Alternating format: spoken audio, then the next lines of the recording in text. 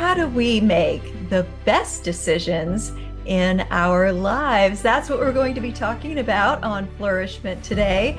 I'm your host, Tina Yeager. Flourish-Meant is sponsored by Access More.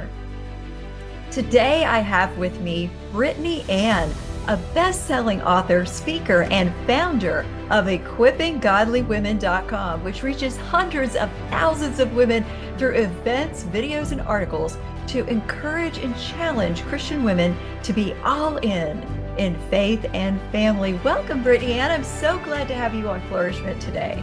Well, thank you so much for having me. I'm so excited to get to speak with you today.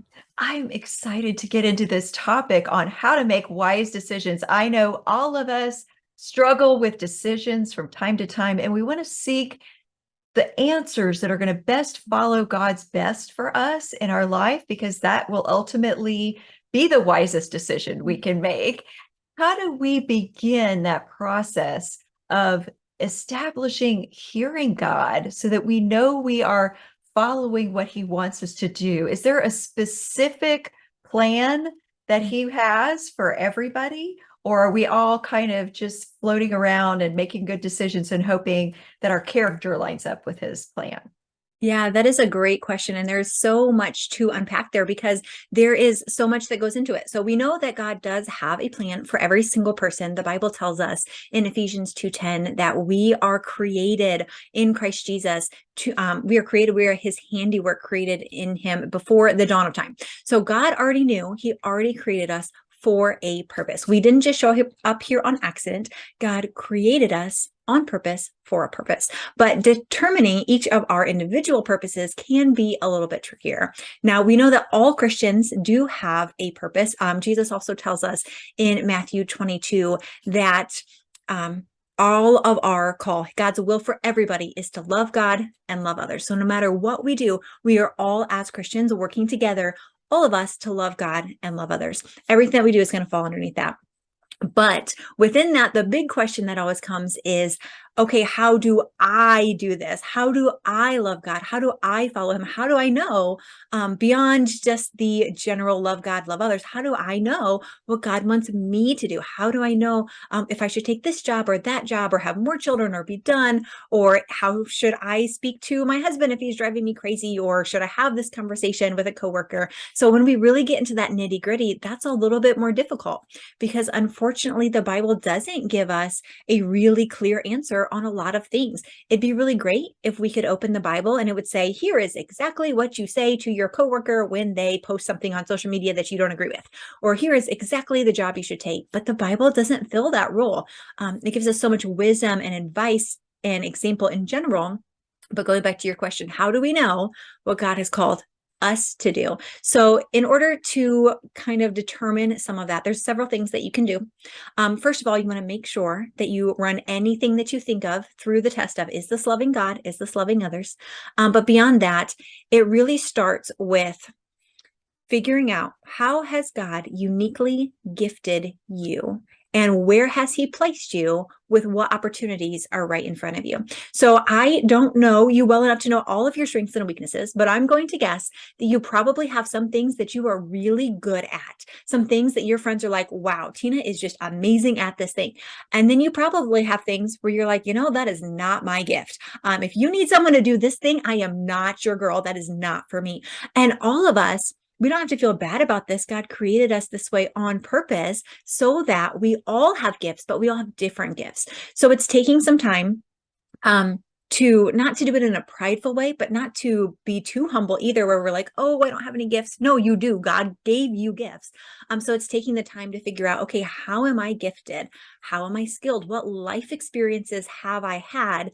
What are the things that I know where God has gifted me? And how does that match up with the opportunities that are right in front of me? Because chances are your kids go to a different school than mine do. And you probably live in a different neighborhood than I do. And you have a different husband and you have a different family. So there's opportunities that you can take that I can't take. We live in a different place. So it's really figuring out, okay, what do I have? What can I do? And what opportunities are right in front of me? And really just starting there.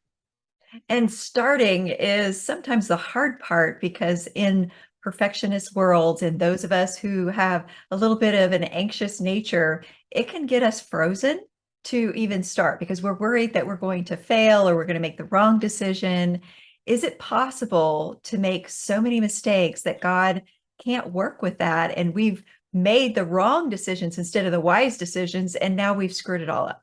No, you cannot. Now, there's more to elaborate on that because, yes, we can disqualify ourselves from some things. If you are in a tragic accident and you lose your limbs, you probably are not going to go be an ultramarathon runner. I mean, there are some limits on what we realistically can do. However, the thing is, whatever it is that you feel like is holding you back right now, God already knew way in advance what decisions you would make. He already knew exactly who you would marry. He already knew exactly what kids you would have. He already knew exactly what job you would be in. To share a little bit of a personal story for me, I am married to a wonderful, godly husband, and we have 3 kids, but we did things a little bit out of order. So there was a time in my life when I got pregnant with our youngest, and we weren't married yet. And my husband worked out of town all of the time to make ends meet. And I felt very stuck at home with my oldest. And it was just us in this apartment. And I remember thinking, I don't know what God's will for my life was, but clearly I messed it up. I did the wrong thing. I got pregnant. This is my fault. Like, I accept responsibility. I messed up. And now there are so many things that I cannot do because I am here with this baby. We don't have internet. We have a ton of medical bills. I can't go lead a women's ministry. I can't go, I wanted to go to Nashville and sing. Like, I can't do that anymore. There were a lot of doors that closed when we made this decision and when we got pregnant. And when this baby came into the world, which I love him and adore him, but now it is what it is. A lot of doors closed at that time. But the thing is, none of that was a surprise to God. He knew ahead of time exactly where I would be. He knew I would be sitting with a baby in that apartment. He knew I'd have a ton of medical debt. And so at that time, I didn't see this huge plan of thinking, okay, well, I know God has this huge thing for me and I'm going to go and do this. I didn't know the plan. I didn't see the plan. I thought that there was no plan. But the Bible tells us that God's gifts and his call on our lives are irrevocable. So God already knew. It's not a surprise to him. So what happened for me is I said, okay, what can I do with right where I'm at? Well, at some point we got internet, so that was great. And I found out through a random online article that you could write articles online and get paid to do it. So I started out getting paid $5 an hour, writing super random articles on dental implants and car dealerships and all kinds of things that I did not care about, that I was not like, yes, this is God's will for my life. I'm going to write 20 articles in a row on dental implants. This is the best thing ever. It literally was just like, you know what? I could probably do this. I could write. I have nap time. I'm home with a baby, but I have nap time and I have a computer and I have writing ability to some degree. I was just starting out at this point, but like, this is something that I can do. And from there, God used me exactly where I was. And I found out, oh, you could start a Christian blog. Oh, you could write books. And so from there, I just started following the paths of, okay, the next door would open up and then the next door would open up and the next door would open up.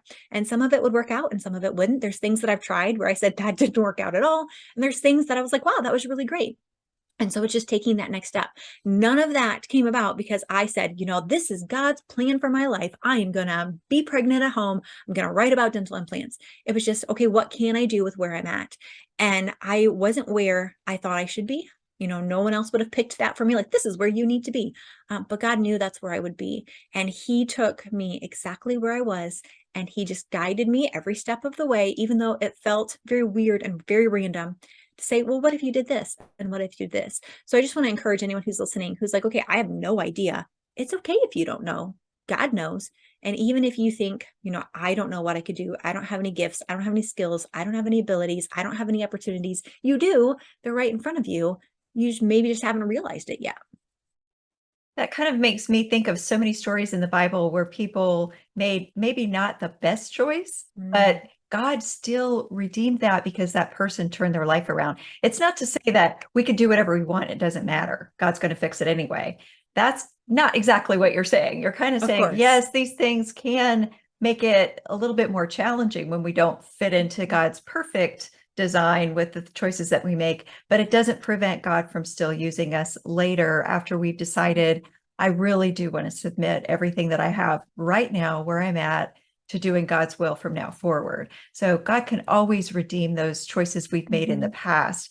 And it's not that we're saying, yeah, just go out and do whatever. It's Oh, not of going to have any course. consequences, because those things can. If you look at Jonah, Jonah didn't have to end up in a maelstrom, and he didn't have to end up in the belly of a whale. He could have just gone straight to Nineveh, and Mhm. that would have been a lot easier and less smelly. So, but Yes. but sometimes it's what we end up doing, because we're human, and the Lord knows that we are made of dust. He knows that we make mistakes, and he loves us even more than we as parents love our own children. Yeah. And I'm so thankful that he does. And I'm so thankful that he doesn't show us the whole entire path. I think sometimes we want so badly to know, what is God's will for my life? Like, tell me everything. Like, I want all of the answers, and we want that certainty. But I think sometimes it's God's graciousness that he doesn't overwhelm us and say, someday you're going to do this big thing that you can't even imagine now.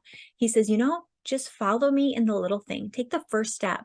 That's all you're prepared for right now. And you're barely prepared for that some days. Like, just to be honest, it's like, you're not ready for this, whatever I'm calling you to in the future. Right now, I want to work on your character. I want to work on your obedience. You have someone right in front of you. You have this opportunity right where you are. Don't worry about what you're going to be doing 30 years from now.